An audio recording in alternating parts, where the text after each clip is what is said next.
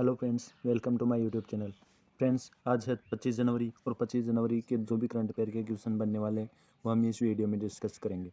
Video को अंत तक ज़रूर देखना, क्योंकि हर क्वेश्चन के बाद मैं एक्स्ट्रा फैक्ट भी बताऊंगा और वीडियो के अंत में मैं एक क्वेश्चन पूछूंगा, उसका आंसर आपको कमेंट बॉक्स में बताना।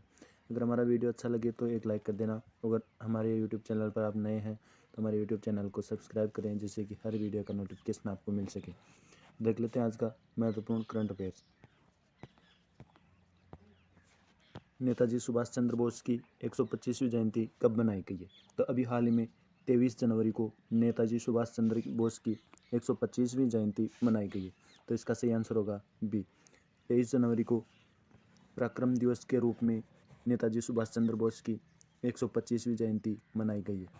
इस जयंती के अवसर पर हमारे देश के प्रधानमंत्री नरेंद्र मोदी जी के द्वारा नई दिल्ली में स्थित इंडिया गेट पर नेताजी सुभाष चंद्र बोस की प्रतिमा का होलोग्राम का अनावरण किया है। यह होलोग्राम का अनावरण जब तक प्रतिमा बनकर तैयार नहीं होगी तब तक यह होलोग्राम यहाँ पर लगा रहेगा, और जब इस सुभाष चंद्र बोस जी की प्रतिमा का अनावरण किया जाएगा तब तक होलोग्राम का अनावरण किया गया है। तो ये 23 जनवरी को मनाया गया है। तो हम देख लेते हैं जनवरी माह के जो भी करंट दिवस मनाए गए उनके बारे में। तो अभी हाल ही में 19 जनवरी को कोकबोरोक दिवस ये त्रिपुरा में मनाया गया है। यह एक भाषा दिवस के रूप में मनाया गया है। 16 जनवरी इसको राष्ट्रीय स्टार्टअप दिवस के रूप में मनाया गया है। 15 जनवरी इसको भारतीय थल सेना दिवस के रूप में मनाया गया। 14 जनवरी इसको सशस्त्र बल वयोवृद्ध दिवस ये 14 जनवरी को मनाया गया। 12 जनवरी को राष्ट्रीय युवा दिवस मनाया गया, जो स्वामी विवेकानंद के जन्म दिवस पर मनाया गया। 11 जनवरी राष्ट्रीय मानव तस्करी जागरूकता दिवस ये 11 जनवरी को मनाया गया। 10 जनवरी विश्व हिंदी दिवस के रूप में मनाया गया। 9 जनवरी प्रवासी भारतीय दिवस के रूप में मनाया गया है। इस दिवस को 9 जनवरी सन 1915 को महात्मा गांधी दक्षिण अफ्रीका से भारत लौटे थे। उसी उपलक्ष्य में 9 जनवरी को प्रवासी भारतीय दिवस मनाया जाता है। 6 जनवरी विश्व युद्ध अनाथ दिवस ये 6 जनवरी को मनाया जाता है। विश्व पक्षी दिवस ये 5 जनवरी को मनाया जाता है। विश्व ब्रेल लिपि दिवस या विश्व ब्रेल दिवस ये 4 जनवरी को मनाया जाता है। वैश्विक परिवार दिवस और वैश्विक शांति दिवस ये 1 जनवरी को मनाया जाता है। तो ये थे जनवरी माह के जो भी करंट दिवस मनाए गए हैं वो यहाँ पर मैंने सीक्वेंस में लिख दिए हैं, तो इनका रिवीजन आप करें। देख लेते हैं इसी के साथ आज का नेक्स्ट क्वेश्चन। किस देश के पूर्व प्रधानमंत्री को नेताजी पुरस्कार 2022 से सम्मानित किया गया? तभी हाल में जापान देश के पूर्व प्रधानमंत्री जिनको अभी हाल ही में नेताजी पुरस्कार 2022 से सम्मानित किया गया, तो इसका सही आंसर होगा सी। जापान देश के पूर्व प्रधानमंत्री को नेताजी पुरस्कार 2022 दिया गया। तो ये जापान के थे। तो जापान के बारे में देख लेते हैं। जापान की कैपिटल है टोक्यो। जापान की करेंसी है येन और जापान के वर्तमान में पीएम है फूमियो किशिदा। अभी हाल ही में जापान ने दुनिया का पहला ड्यूल मॉडल वाहन पेश किया है। ये रेलवे पटरी और सड़क पर दोनों पर चल सकता है। हेनले पासपोर्ट इंडेक्स, इसमें जापान का पासपोर्ट शीर्ष पर रहा है। जापान और सिंगापुर का पासपोर्ट शीर्ष पर रहा है। ज्वालामुखी विस्फोट से एक नया द्वीप बना है। सुडोकू, इसका निर्माता माकी काजी, जिनका अभी हाल ही में निधन हो चुका है। जापान का प्रतिष्ठित फुकुओका ग्रैंड पुरस्कार यह भारत के पी साईनाथ ने जीता है। माउंट एसो ज्वालामुखी, जिसमें अभी हाल ही में विस्फोट हुआ है, जिससे कि जापान में एक नया ज्वालामुखी विस्फोट हुआ है। तो आपको इस क्वेश्चन के माध्यम से जापान के बारे में इतनी जानकारी ध्यान में रखनी है। देख लेते हैं इसी के साथ आज का नेक्स्ट क्वेश्चन। किस प्रदेश ने इलेक्ट्रिक वाहनों को बढ़ावा देने के लिए वन स्टॉप वेबसाइट लॉन्च की? तभी हाल ही में दिल्ली सरकार ने इलेक्ट्रिक वाहनों को बढ़ावा देने के लिए वन स्टॉप वेबसाइट लॉन्च की। तो इसका सही आंसर होगा बी। दिल्ली सरकार ने इलेक्ट्रिक वाहनों को बढ़ावा देने के लिए वन स्टॉप वेबसाइट लॉन्च किया है। तो ये दिल्ली सरकार ने किया है। तो हम दिल्ली सरकार के बारे में देख लेते हैं कि दिल्ली के उपराज्यपाल कौन थे। दिल्ली के उपराज्यपाल हैं अनिल बैजल। दिल्ली के सीएम है अरविंद केजरीवाल। दिल्ली राज्य की पुलिस ने अपना पहला पॉडकास्ट किस्सा खाकी का अभी हाल में लॉन्च किया गया। प्रतियोगी परीक्षाओं की तैयारी कर रहे छात्रों के लिए जय भीम मुख्यमंत्री प्रतिभा विकास योजना, इसकी शुरुआत दिल्ली सरकार के द्वारा की गई है। दिल्ली में रेड लाइट ऑन और गाड़ी ओ पहल दिल्ली सरकार के द्वारा शुरू की गई। देश के पहले स्मोक टावर जिसका उद्घाटन दिल्ली में हुआ है। ई लर्निंग पोर्टल लेड, इसका लॉन्च दिल्ली सरकार के द्वारा किया गया। और श्रमिक मित्र योजना, ये भी दिल्ली सरकार के द्वारा लॉन्च की गई है। तो आपको दिल्ली के बारे में इस क्वेश्चन के माध्यम से इतनी जानकारी ध्यान में रखनी है। देख लेते हैं इसी के साथ आज का नेक्स्ट क्वेश्चन। अभी ऑपरेशन खात्मा नामक पुस्तक किसने लिखी है? तो अभी हाल ही में ऑपरेशन खात्मा नामक पुस्तक R.C. गंजू और अश्विनी भटनागर, इन दोनों ने मिलकर इस पुस्तक का अनावरण किया है। इस पुस्तक को लिखा गया। तो इसका सही आंसर होगा सी, उपयुक्त दोनों R.C. गंजू और अश्विन भटनागर, इन दोनों ने मिलकर ऑपरेशन खात्मा नामक पुस्तक लिखी है। इन दोनों पत्रकारों ने चश्मदीद गवाहों पर आधारित ऑपरेशन खात्मा नामक पुस्तक लिखी है। तो अगर आपसे पूछा जाए कि ये दोनों कौन थे, ये दोनों एक पत्रकार हैं, दोनों पत्रकार हैं और इन्होंने ही चश्मदीद गवाहों पर आधारित ऑपरेशन खात्मा नामक पुस्तक लिखी है। ये पुस्तक इन्होंने लिखी है। तो अभी हाल ही में नवीनतम पुस्तकें जिनके बारे में हम देख लेते हैं। इंडोमिटिबल, यह अरुंधति भटनागर के द्वारा लिखी गई पुस्तक है। ममता बियॉन्ड 2021, यह जयंत घोष के द्वारा लिखी गई पुस्तक है। गांधी के हत्यारे, the making of Nathuram Godse and his ideas of India, यह धीरेन्द्र झा की पुस्तक है। बैचलर डेड, यह तुषार कपूर के द्वारा लिखी गई पुस्तक है। India's Asian legacy of wellness, यह डॉक्टर रेखा चौधरी के द्वारा लिखी गई पुस्तक है। मॉडर्न इंडिया, यह पूनम दलाल दहिया के द्वारा लिखी गई पुस्तक है। यह हरियाणा के CM नौलाल खट्टर के द्वारा लॉन्च की गई थी। प्राइड प्रेजुडिस एंड पंडितरी पुस्तक, ये शशि थरूर के द्वारा हैदराबाद में अभी हाल में लॉन्च की गई थी। इसके साथ हम देखते हैं how the earth got it beauty, यह सुधा मूर्ति की पुस्तक है। Orienting an Indian in Japan, यह पल्लवी अय्यर की पुस्तक है। The spirit of cricket India, यह स्टीव वॉ की पुस्तक है। द एंड गेम नामक उपन्यास, यह हुसैन जैदी का उपन्यास है। तो आपको इस क्वेश्चन के माध्यम से इन पुस्तकों की जानकारी ध्यान में रखनी है। देख लेते हैं आज का नेक्स्ट क्वेश्चन। अभी Syed Modi international badminton tournament का खिताब किसने जीता है? तभी हाल ही में PV सिंधु ने Syed Modi international badminton tournament का खिताब जीता है। तो इस क्वेश्चन का सही आंसर होगा बी। अभी हाल ही में Syed Modi international badminton tournament का खिताब PV सिंधु ने जीता है। अगर आपसे पूछा जाए कि Syed Modi international badminton tournament कहाँ हुए थे, तो इसका फाइनल अभी हाल ही में लखनऊ में आयोजित हुआ है और इसका खिताब PV सिंधु ने जीत लिया। तो इस क्वेश्चन के माध्यम से आपको इतनी जानकारी ध्यान में रखनी है। देख लेते हैं इसी के साथ आज का नेक्स्ट क्वेश्चन। अभी हाल ही में प्रधानमंत्री मोदी जी ने कहाँ MSME प्रौद्योगिकी केंद्र का उद्घाटन किया है? तो इसका सही आंसर होगा पुदुचेरी। अभी हाल ही में हमारे देश के प्रधानमंत्री नरेंद्र मोदी जी के द्वारा पुदुचेरी में MSME प्रौद्योगिकी केंद्र का उद्घाटन किया है। तो इसका सही आंसर होगा ए।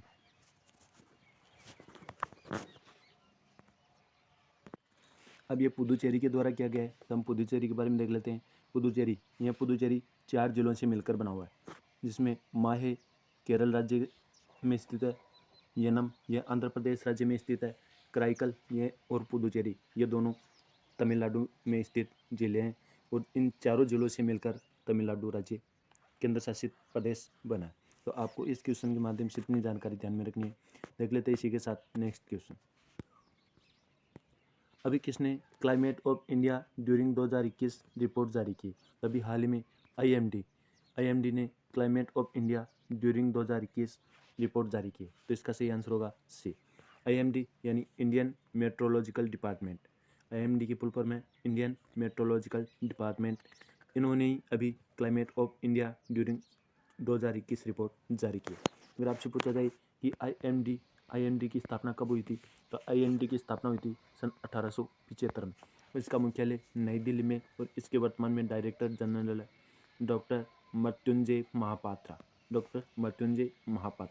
आपको इस क्वेश्चन के माध्यम से इतनी जानकारी ध्यान में रखनी। देख लेते हैं इसी के साथ आज का नेक्स्ट क्वेश्चन।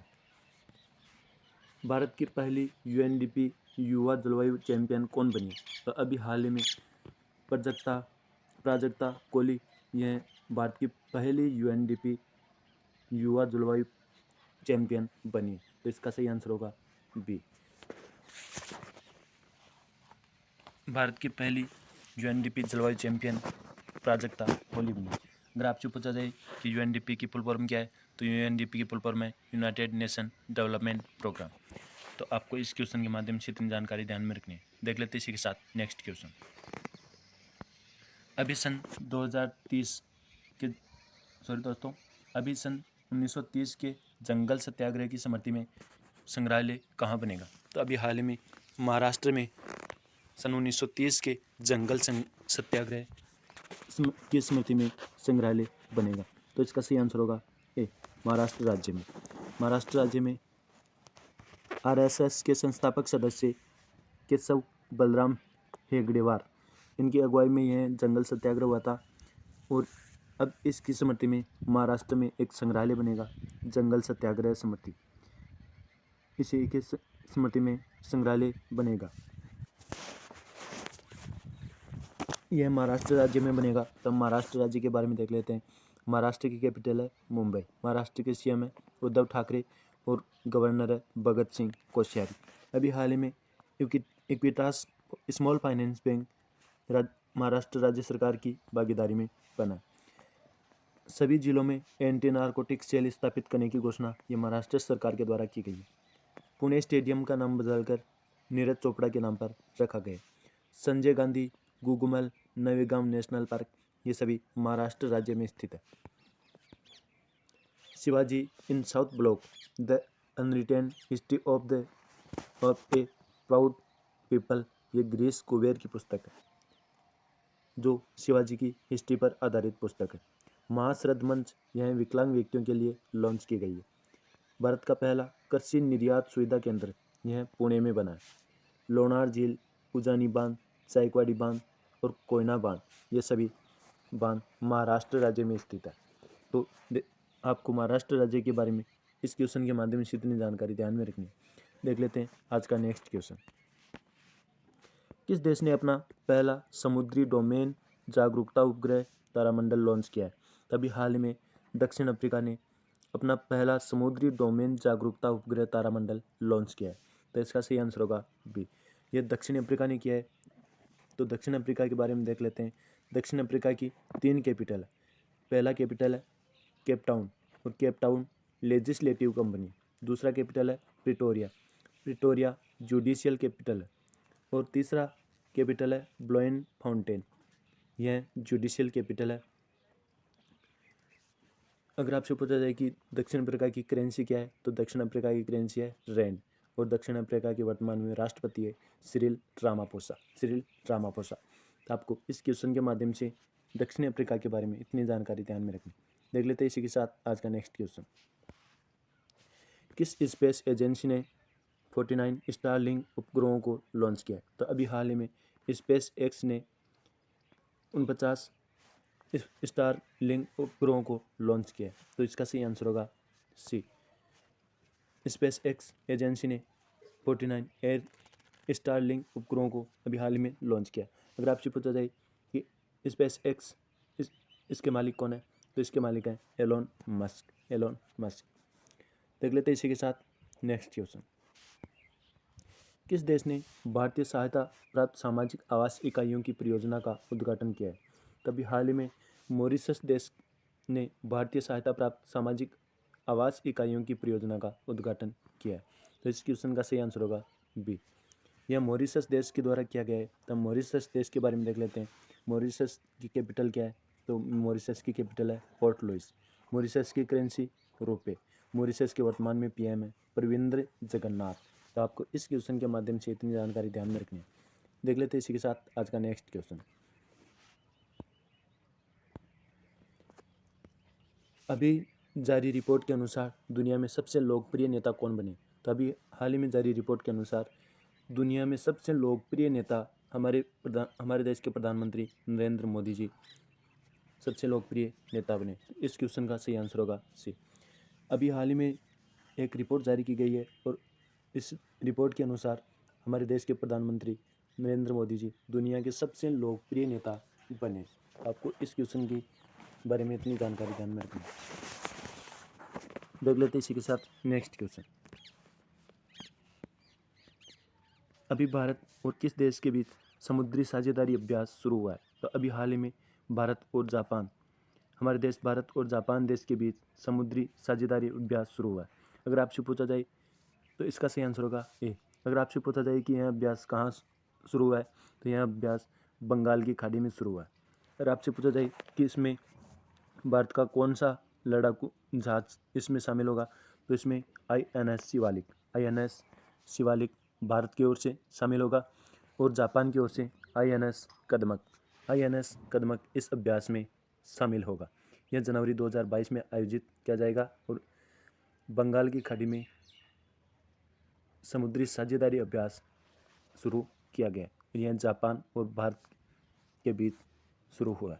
तो इस क्वेश्चन के माध्यम से आपको इतनी जानकारी ध्यान में रखनी है। देख लेते हैं इसी के साथ नेक्स्ट क्वेश्चन। BSF ने कहाँ पर ऑपरेशन शरद हवा शुरू किया है? अभी हाल ही में BSF ने राजस्थान में ऑपरेशन शरद हवा शुरू किया है।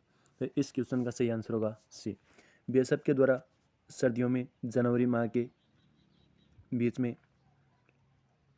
ऑपरेशन शरद हवा का आयोजन किया जाता है और ऑपरेशन गर्म हवा इसका भी आयोजन BSF के द्वारा राजस्थान में ही किया जाता है। यह भारत और पाकिस्तान की सीमा की सुरक्षा के लिए किया जाता है।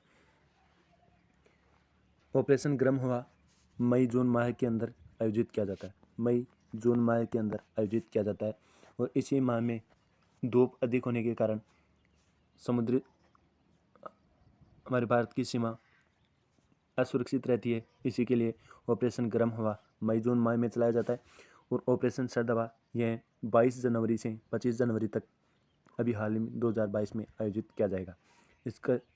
इसकी शुरुआत राजस्थान में हुई है।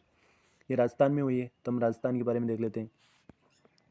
राजस्थान की कैपिटल है जयपुर। राजस्थान के CM है अशोक गहलोत। राजस्थान के वर्तमान में गवर्नर है कलराज मिश्र। अभी हाल ही में खादी के कपड़े से बना दुनिया का सबसे बड़ा राष्ट्रीय ध्वज जैसलमेर में प्रदर्शित किया गया।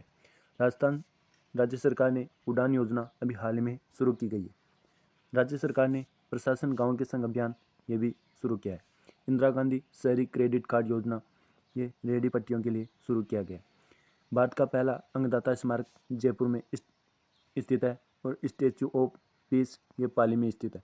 भारत में राजस्थान की सोजत की मेहंदी जो पाली में स्थित है, पाली की सोजत की मेहंदी है, इसे GI टैग भी मिला हुआ है। राज्य सरकार ने महिलाओं के लिए बैक टू वर्क योजना ये अभी हाल ही में शुरू की गई। एक पौधा सुपोषित बेटी के नाम योजना ये राजस्थान सरकार के द्वारा शुरू की गई है और BSF ने ऑपरेशन शरद हवा और गर्म हवा ये भी राजस्थान में आयोजित की जाती है। 100% टीकाकरण वाला राजस्थान का पहला जिला प्रतापगढ़ बना है। जल जीवन मिशन के तहत राजस्थान को 10,180 करोड़ रुपए का आवंटन हुआ है। सभी परिवारों को औषधीय जड़ी बूटी बांटने की घोषणा ये भी राजस्थान सरकार के द्वारा की गई थी और इसमें 4 औषधीय पौधे हर घर में वितरित किए जाएंगे। तो इस क्वेश्चन के माध्यम से राजस्थान के बारे में इतनी जानकारी आपको ध्यान में रखनी है। देख लेते हैं इसी के साथ नेक्स्ट। आपका कल का क्वेश्चन था कि इफ्को के नए अध्यक्ष कौन बने? तो इफ्को के नए अध्यक्ष दिलीप संघानी बने। इसका सही आंसर बी होगा। और आपका आज का क्वेश्चन है जिसका आंसर आपको कमेंट बॉक्स में बताना है कि कहाँ पर 44वां कॉकबरोग दिवस मनाया गया है। इसका आंसर आपको कमेंट बॉक्स में बताना है। उम्मीद करता हूँ कि मेरा वीडियो आपको अच्छा लगा होगा तो एक लाइक ज़रूर कर देना। अगर आप हमारे यूट्यूब चैनल पर नए हैं तो हमारे यूट्यूब चैनल को सब्सक्राइब करें जिससे कि हर वीडियो का नोटिफिकेशन आपको मिल सके। Thank you.